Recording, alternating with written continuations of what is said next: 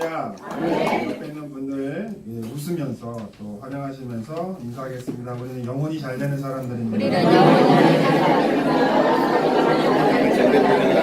우리는 봉사도 잘 되는 사람입니다. 우리는 국체도 강건한 사람들입니다.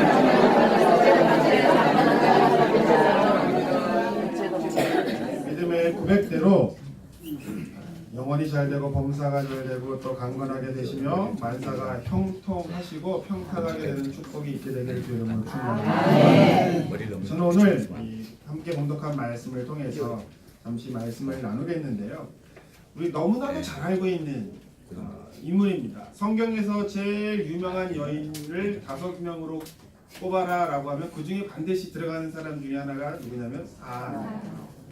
사라는 믿음의 조상 아브라함의 부인이기도 했고 모든 민족의 어머니로도 하나님이 축복하신 여인이었습니다. 그런데 우리가 알고 있는 믿음의 여인의 모습 중에 그 사라가 힘들었을 때의 모습을 기억하기보다는 사라가 은혜를 입고 또 행복했을 때의 모습들을 다 기억하시는데 성경이 사라를 처음 언급했을 때가 사라의 나이가 65세였습니다. 그런데 성경이 사라를 뭐라고 이야기했냐면 혹시 기억하세요? 기억나시는 분 계세요? 성경이 처음으로 사라를 언급했을 때 뭐라고 언급했냐? 기억하세요? 예, 성경이요. 사라를 처음으로 언급한 게 창세기 12장 13절. 12장 30절입니다. 11장 30. 창세기 11장 30절에 보면 성경이 처음으로 사라에 대해서 이야기하는 장면이 나오는데 자, 함께 찾으셨으면 봉독해 볼까요? 사라는 임신하지 못함으로 자식이 없었다. 예. 성경이요. 사레라고 하는 그러니까 사라라고 이름이 고쳐지기 전에 이름이 사레인데 그 사레를 처음 언급할 때 뭐라고 언급하셨냐면 임신하지 못해서 자식이 없었다라고 이야기했다는 걸 전 조금 놀랐습니다. 왜냐하면 성경이 사라라고 하는 여인을 65세를 살았잖아요. 그때까지. 그거를 한 문장으로 정의한 거예요. 뭐냐면 자녀가 없었다. 그런데 여기에서 왜 하나님이 사라에게 자녀가 없었다라고 하는 이야기를 하셨는가의 질문이 들었고요. 그 다음에 또 한 가지 아브라함을 처음으로 불렀던 데가 어디냐면 12장 1절부터거든요. 그러면 하나님이 아브라함에게 너는 너의 본토 친척 아비집을 떠나 내가 너에게 지시할 땅으로 가라라고 처음 아브라함을 부르시는 장면이 12장이거든요. 그런데 사라가 하나님의 눈에 먼저 띄었는데 그게 몇 장이에요? 11장 30절이에요. 그러니까 이걸 종합해 보면 하나님이 아브라함을 부르시기 전에 누굴 먼저 봤냐면 사라를 먼저 본 거예요. 그러니까 사람들이 하나님이 아브라함이 믿음이 좋아서 아브라함을 보셨다라고들 이렇게 생각을 하시는데 사실은 하나님이 아브라함을 선택하여 부르시기 전에 누굴 먼저 봤냐면 사라를 먼저 본 거예요. 말을 좀 더 하자면 사실은 하나님이 아브라함을 선택하셨던 이유가 뭘까요? 아브라함이 믿음이 좋아서 그랬을까요? 근데 아브라함의 이야기를 보면 아브라함이 처음부터 믿음이 좋은 건 아니었죠. 방황도 하고 하나님 말씀도 어기기도 하고 그리고 문제도 일으키고 막 그러잖아요. 그래서 자기 부인도 팔고 그런 걸 보면 아브라함이 믿음이 좋아서 선택받았다라고는 사실은 말을 못하는 거예요. 아브라함이 갈수록 믿음이 좋아진 건 사실인데 처음부터 믿음이 완벽하거나 좋았던 건 아닌 거예요. 그러면 왜 하나님이 아브라함을 선택했을까요? 첫 번째, 아브라함에게 자식이 있었으면 선택했을까요? 선택 안 했을까요? 예, 아브라함에게 자식이 있었다면 하나님이 아브라함을 선택하지 않았을 거예요. 그런데 아브라함에게 자녀가 없었다는 얘기는 누구 때문이죠? 사례 때문에. 그러면 결론적으로 제가 조금 강하게 이 말씀을 드리자면 하나님이 아브라함을 선택하신 건 아브라함의 아브라함의 믿음 때문이 아니라 사례의 문제 때문이었어요. 그러니까 하나님이 믿음이 좋은 사람을 선택하셔서 믿음이 좋은 사람을 통해서 역사를 하실 수도 있는데 아브라함을 선택하실 때에는 사실은 문제 있는 집을 선택하신 거예요.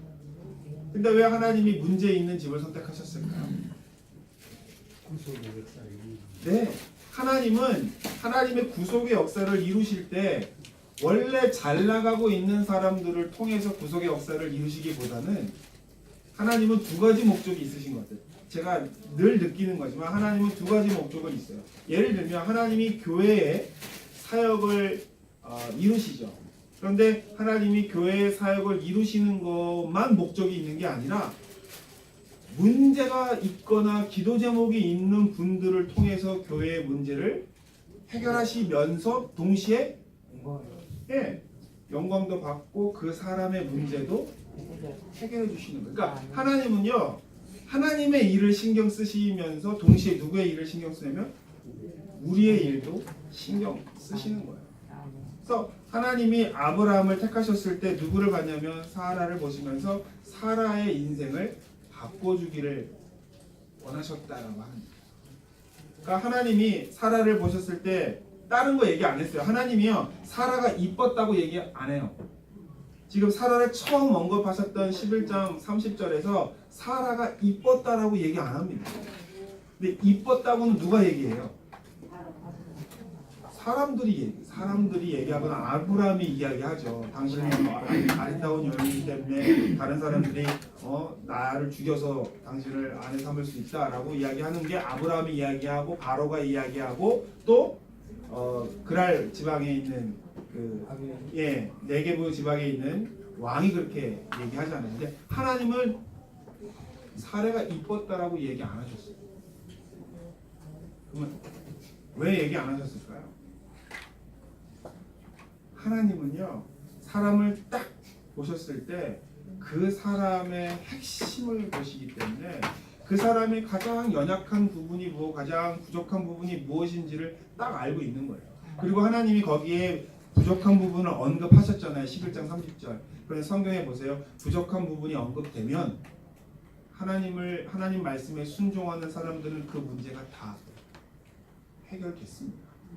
그러니까 이게 저는 감사했던 게 뭐냐면 하나님이 보셨을 때 사람들처럼 사례가 이뻤다라고 성경에 기록한 게 아니라 사라에게 자녀가 없었다라고 이야기하신 건 그 여인의 가장 가슴 깊은 곳에 있는 삶의 문제를 하나님은 눈으로 보고 계셨다라고 하는 뜻이에요.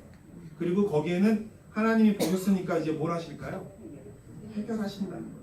그래서 아브라함의 이야기는 사실은 다른 이야기로 바꾸자면 누구의 이야기냐면 사라의 응답의 이야기라고 볼 수가 있어요.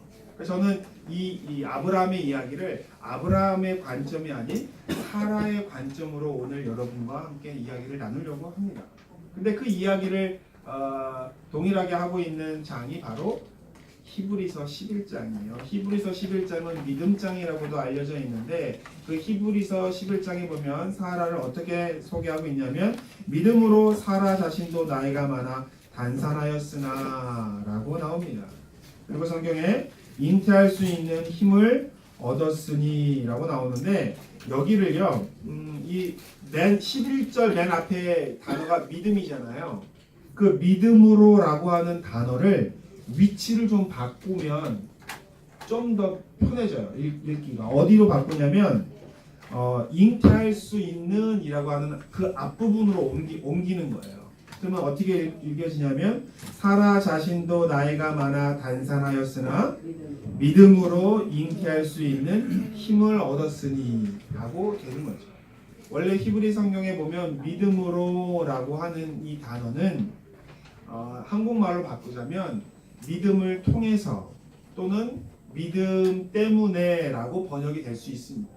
그러면 어떻게 번역을 할 수 있어요? 그러니까 사라 자신도 나이가 많아 단산하였으나 믿음을 통하여 잉태할 수 있는 힘을 얻었다라고 해석할 수 있는 겁니다. 이 얘기는 뭐냐면 믿음은요 우리에게 힘을 줍니다. 이건 말이 아니고 정말 그래요. 믿음이 우리의 삶을 변화시키고요, 우리의 생각을 변화시키고 심지어는 우리의 몸도 변화시킵니다.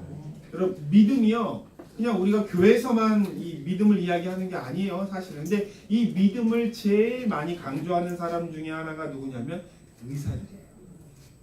의사들은 환자에게 뭘 얘기하냐면 나을 수 있다라고 하는 믿음을 이야기하고요. 또 하나 제가 수술을 좀 여러 번 했는데 수술할 때 큰 수술을 할 때 의사들이 환자에게 찾아와서 이야기하는 것 중에 가장 많은 게 뭐냐면 저를 믿으셔야 합니다. 요즘에 뭐 그 TV 유명한 그 스카이캐슬에서 그 코디네이터가 하는 얘기가 저를 믿으셔야 합니다라고 얘기하는데 의사들도 환자들에게 요구하는 게 제가 수술을 잘 하겠습니다. 저를 믿으십시오라고 이야기해요. 그런데 실제로 제가 찾아보니까 외과 의사들이나 대형 수술을 하는 사람들이 선호하는 환자가 있대요. 그러니까 환자를 고를 수는 없지만 어떤 환자를 좋아하냐면 자기가 수술을 하면 살 수 있다라고 믿는 환자들을 수술하고 싶어 한대요. 그리고 실제로 그렇게 믿음을 가지고 치료를 받는 사람들은 완치하고 나을 수 있는 확률이 훨씬 더 높대요. 그래서 의사들은 자기 PR을 뭐로 하냐면 자기가 수술해서 나은 사람이 몇 %냐라는 것을 따지잖아요. 그래서 유명한 의사가 되고 싶어하는 사람들은 자기가 수술하는 환자들은 자기를 믿어주는 환자들을 수술하기를 원한다는 거예요. 그래서 그 의사들도 믿음을 이야기하고요. 또 의사들이 이 믿음을 이야기할 때 자주 사용되는 것 중에 하나가 뭐냐면 플라시보라는 게 있어요. 요즘에는 너무나도 많이 알려져 있는 거지만 플라시보가 뭐냐면 배가 아파서 온대요 병원에. 그런데 의사가 약을 주는 거예요. 근데 약을 주면 소화제를 주거나 아니면은 뭐 진통제를 주거나 그런 게 아니라 그냥 밀가루를 주는 거예요. 하얀 밀가루를 주면서 뭐라고 얘기하냐면 이거 굉장히 좋은 약이고 이거 먹으면 직방으로 낫는다 라고 하면 환자가 이걸 먹고 조금 있다가 배가 나았다라고 한다는 거예요. 그러면 이게 약이 진짜예요 가짜예요? 가짜잖아요. 그런데도 환자는 병이 낫는다는 거예요. 그런데 희한하게 제가 어렸을 때도 그랬어요. 배가 아픈데 어머니가 설탕물을 타가지고 먹으라고 주면 먹고 나면 안 아프잖아요. 그런 적 없으셨어요? 예전에 약 먹어서 배가 안 아픈 게 아니라 설탕물을 먹었는데 배가 안 아프고 그런 적 없으셨어요? 저는 기억이 나요. 어머니가 야 이거 먹으면 배 안 아프다라고 설탕 줬는데 나중에 알고 보니 그거 뭐냐면 하얀 설탕물, 하나도 도움이 안 되는 설탕물이었는데도 낫잖아요. 그러니까 이게 뭐냐면 플라시보라는 거예요. 문제는 사람이 낫는다라고 믿으면 무엇을 먹어도 그것이 몸의 양약으로 되어진다는 거예요. 그러니까 이건 지금도 플라시보는 지금도 쓰여지고 있는 처방법이거든요. 그러니까 뭐가 중요하다는 거예요? 믿음이 중요하다는 거예요. 근데 성경은 몇 천 년 전부터 계속 얘기하는 게 뭐냐면 믿음이 중요하다, 믿음이 중요하다라고 얘기하는 거예요. 자, 그러면 오늘 사례가 여기는 4라고 나오지만 사례가 잉태할 수 있는 힘을 얻었는데 그게 뭐예요? 원인이 뭡니까? 믿음이죠. 다시 한번 말씀드립니다. 여러분, 믿음은 우리에게 힘을 주는 능력이 있습니다. 힘이 필요하시다면 뭘 요구하셔야 돼요? 하나님한테 하나님 믿음을 달라고 기도하셔야 됩니다. 여러분, 사람요 두 종류의 사람, 크게 보면 두 종류의 사람이에요. 믿음이 주장하는 사람이냐 아니면 환경이 주장하는 사람이냐, 둘 중에 하나예요. 환경이 어려워서 안 되고 몸이 약해서 안 되는 그런 생각을 갖고 있으면 환경의 지배를 받고 몸의 지배를 받는 거예요. 그런데 환경이 힘들고 몸이 힘들어도 믿음으로 할 수 있다라고 나가는 사람은 믿음의 지배를 받는 사람입니다. 근데 성경에 있는 사람들은요, 믿음의 사람들일까요? 아니면 환경의 사람들일까요? 믿음의 사람들이죠. 그런데 이게 사라의 이야기를 들어보면 참 감사한 이야기가 있는데, 자, 사라는 믿음의 여인이니까 사라는 성격이 어땠을까요? 사라의 성격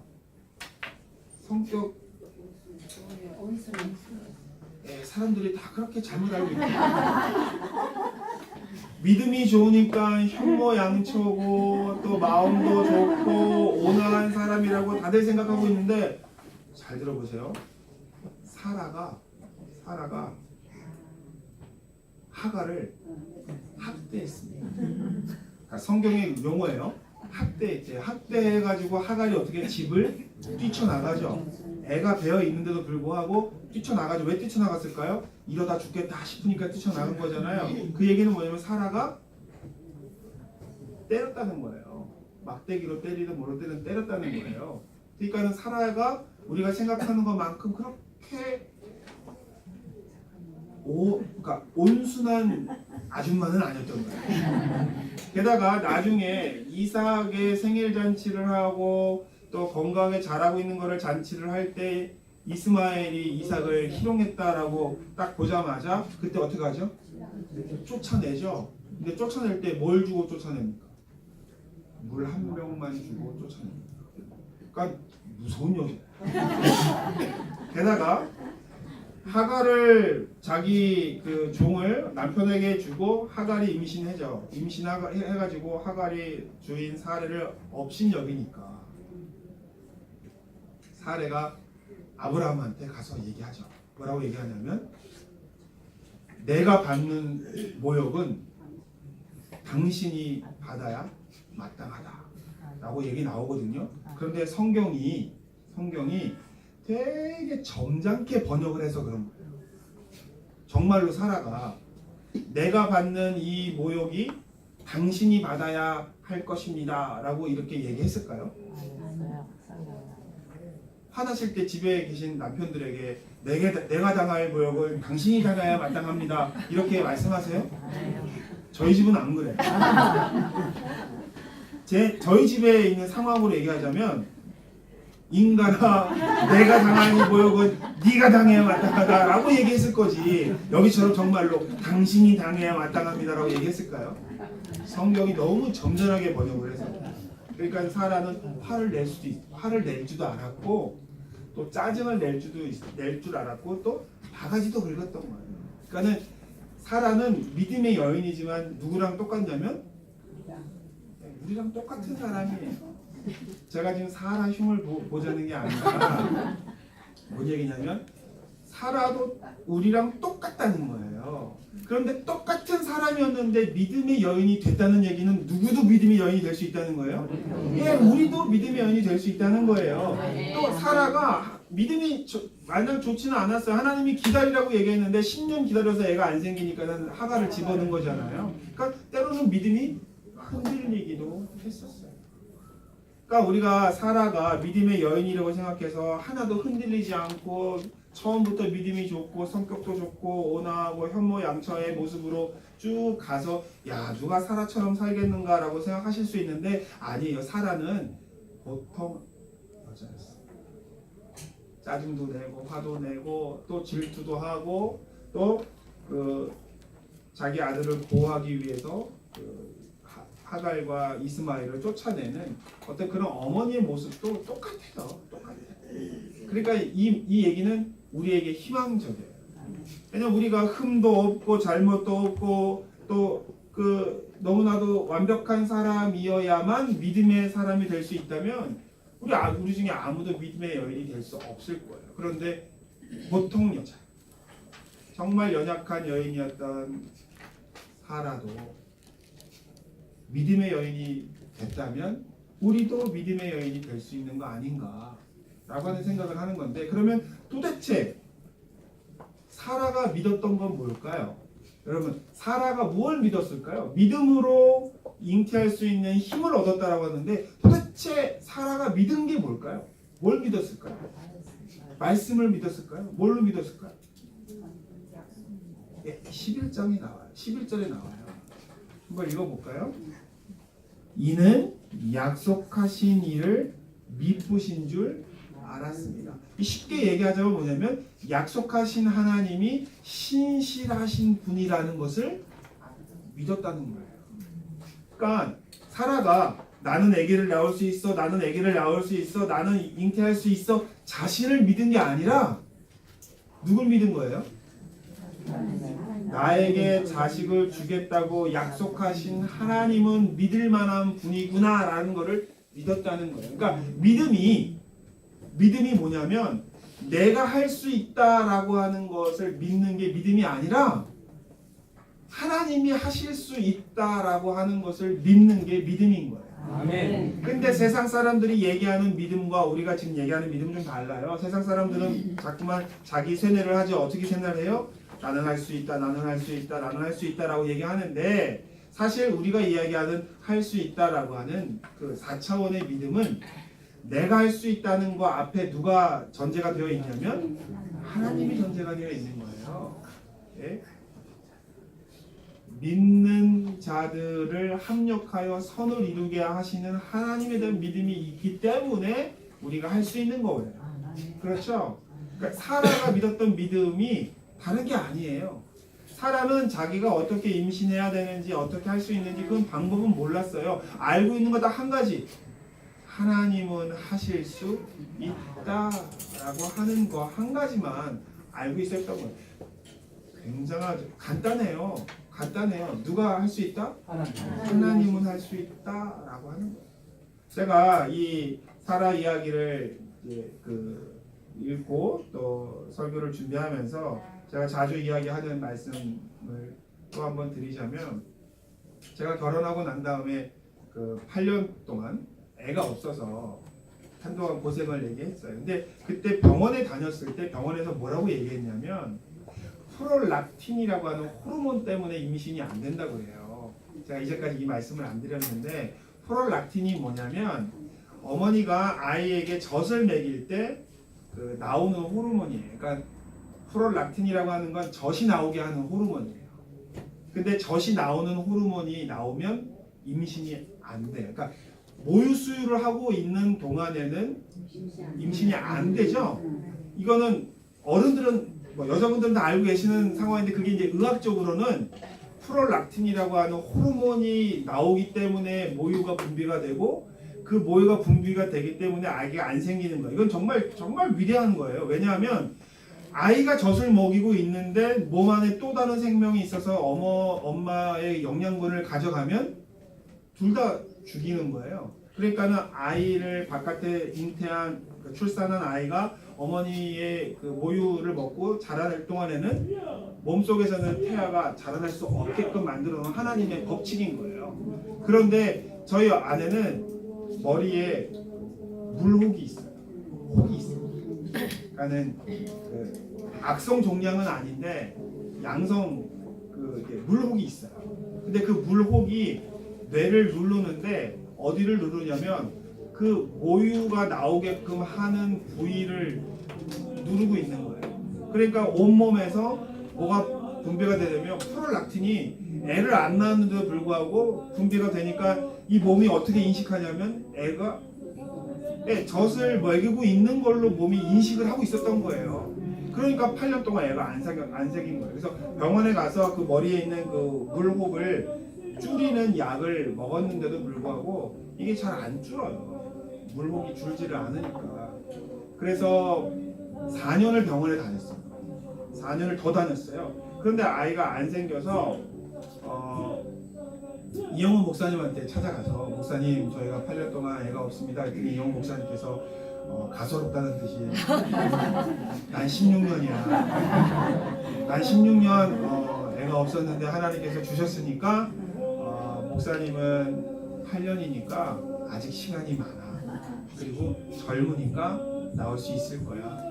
라고 하는 그 말씀을 해주시는데 되게 많이 위로가 되더라고요. 그리고 위로가 되고 또 이용훈 목사님이 저희 아내에게 안수해 주셔서 기도를 하셨는데 네, 기도하고 애가 생겼어요. 그래서 저는 애가 생겼으니까 이 문제가 해결됐나 보다라고 생각을 했죠.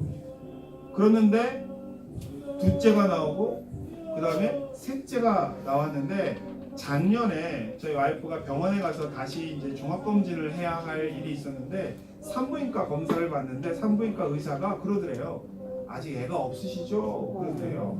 그래서 아니 애 셋이 있는데요 라고 이야기하니까 의사가 놀래더라는 거예요. 왜 그러세요? 했더니 아니 프롤락틴이 이렇게 많이 나오고 있는데 어떻게 애가 생겼냐는 거예요. 근데 그러니까 독일에서부터 지금까지 프롤락틴이 계속 분비가 되고 있었던 거예요. 그리고 저희 와이프 지금 모유수유 안 하거든요. 애가 지금 7살인데 막내가 7살인데 무슨 모유수유를 하겠어요. 모유수도 안 하고 안 하는데 그게 계속 분비됐다는 거예요. 그러니까 의사가 어떻게 애가 있느냐, 머리에 그 물혹이 있어서 계속 아기를 갖지 못하게 하는 불임 호르몬이 나오는데 어떻게 됐느냐.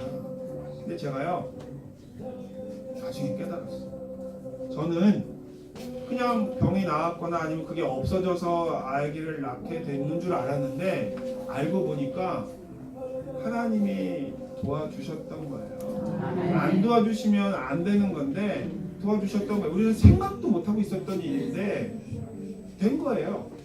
그러니까는 몸이 우리를 지배하면 일이 벌어지지 않아요. 그런데 우리의 믿음이 우리의 몸을 지배하면 우리의 몸이 변하게 된다는 것을 깨달았어요. 저는요, 제 아는 집사님이 맨날 저 놀렸어요. 애도 없다고. 애가 없다고 맨날 놀렸어요. 맨날 그러니까 되게 친한 집사님인데 맨날 저한테 씨 없는 수박이니 뭐니 뭐 이렇게 막 놀리더라고.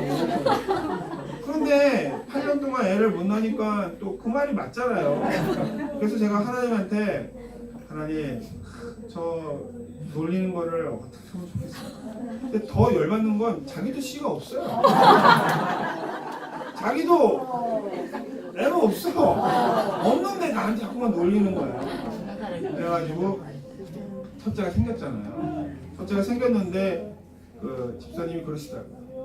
그거는 의학의 도움을 받아서 그런 거다. 그래가지고 제가 하나님 저 말을 쏙 들어갈 수 있게 하나만 더 낳게 하옵소서. 하나가 더 나왔잖아요. 하나가 더 나오니까는 그분이 그 얘기를 안 하시더라고요. 그 얘기를 안 하더라고요. 그래서 저는 제가 능력이 있어서 나온 줄 알았어요. 근데 작년에 알았어요. 이건 내 능력도 아니고 와이프의 능력도 아니라 이게 하나님이 도와주셔서 생긴 거구나 라고 하는 거를 작년에 알았어요. 되게 멍청하죠. 왜 하나님이 얼마나 답답해 하셨을까. 저거 지가 능력이 있는 것도 아닌데 지가 능력 있는 것처럼 얘기했으니 하나님이 얼마나 답답하셨을까. 그런데 작년에 종합검진을 받으면서 제가 그 말씀을 다시 한번 깨달았어요. 하나님이 도와주시면 할 수 있구나라고 하는 믿음이 프롤락틴의 호르몬을 멈췄을 것이고 또 그것이 해결이 안 돼도 믿음이 그걸 멈추게 했었구나. 그렇지 않습니까? 여러분, 믿음의 행동이 홍해를 가르는 거예요. 믿음의 행동이 하늘의 태양도 멈추고 달도 멈추는 거고 또 하늘이 맑은데 믿음이 조망만한 구름을 모아서 그게 폭풍우가 내리게 되고 그 엄청난 그 가뭄을 해결하게 되는 구름을 만드는 게 시작이 뭐예요? 믿음이에요. 믿음. 그 믿음으로 말미암아 잉태할 수 있는 힘을 얻었는데 그 힘이 무엇이냐?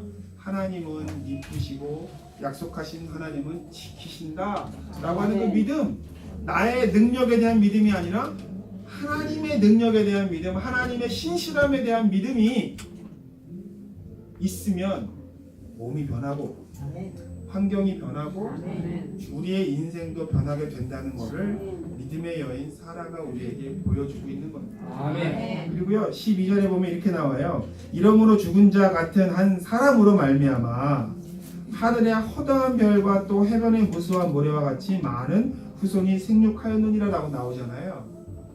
그런데 이 믿음의 여인 사라가 몇 명의 자식을 낳았습니까?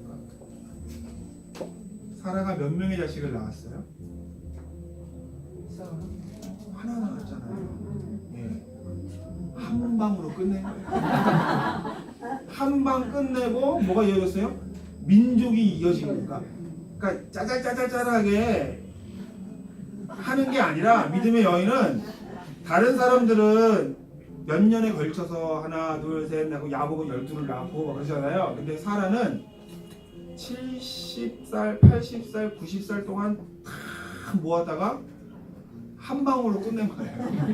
그러니까 하나님께서 그렇게 해 주셨기 때문에 수많은 생명이 해변의 모래와 하늘의 무수한 별처럼, 오늘날에는 하늘이 별이 무수하지 않지만 제 어렸을 때만 해도 하늘에 은하수라는 게 있었어요. 딱 보는데 깜짝 놀랐어요. 하늘에 강물이 흘러가더라고. 강물. 별의 강물이 흘러가는데 요즘은 볼 수가 없잖아요. 근데 그렇게 많은 별들을 만들게 하는 시작점이 누구예요? 이삭 하나였어요. 그러면 믿음의 여인 사라가 인생이 행복했을까요? 행복하지 않았을까요? 마지막에